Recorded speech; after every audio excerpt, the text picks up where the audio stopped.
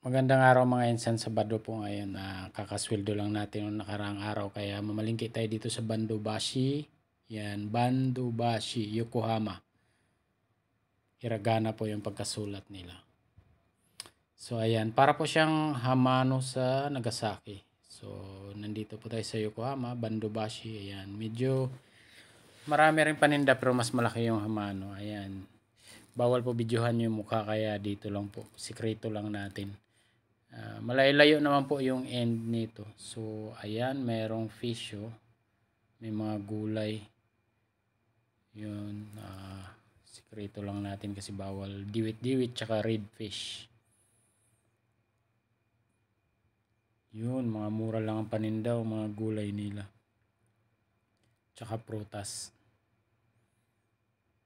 Punta tayo sa unahan, sikreto lang kasi mas marami sa unahan paninda eh.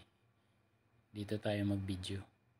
Ayan, dito na tayo sa isdaan. 800 lang yung diwit-diwit. Oh. Marami na. Ang ibig pala sabihin niya, ayan, nakabili tayong 3 ulo ng isda.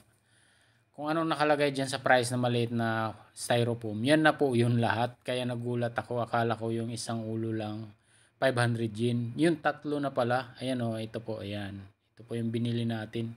Sobrang mura po. Yung ulo kasi ng isda, taga-isla ako. Kaya malakas ako kumain ng isda. Ulo, paborito ko yan.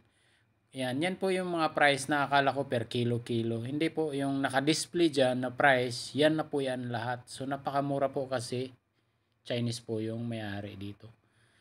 So, by the way, mataas naman yung standard ng paano ba cleanliness nila. So, ibig sabihin, naka-display sila sa Japan. So, malinis po yan.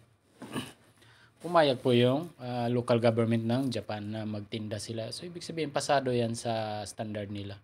So lahat po yan palang ibig niya sabihin. Nakala ko kasi 500 yan, 3 ulo yan, malaki yung red fish, masarap po yan sa bawan, tsaka paksiw natin, at tsaka adobo. Kasi 3 ulo siya na malaki.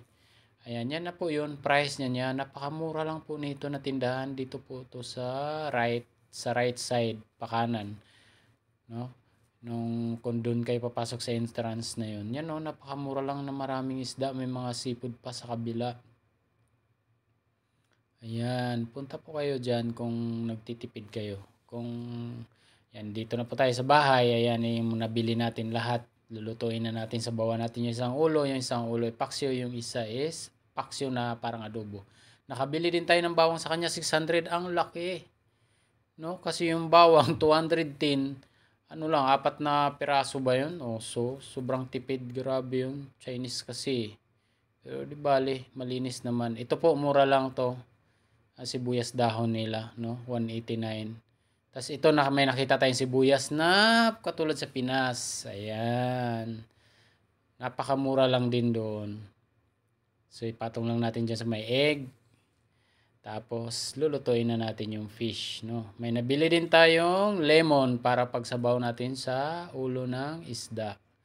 Yan, napakasarap po niyan. Ang hindi ko lang mahanap is yung sili. Wala naman yatang sili dito na fresh powder, siguro meron, di ko pa tiningnan sa grocery, maghanap tayo kasi masarap po higupin yung sabaw kapag may sili.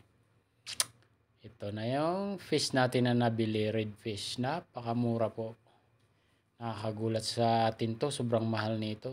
So yan, 500 yen, 3 na, ang laki. Yung kabilang pisngi lang po ng ulo ang kaya kong ubusin yan. So kaya nagpasalamat tayo, sarap niyan.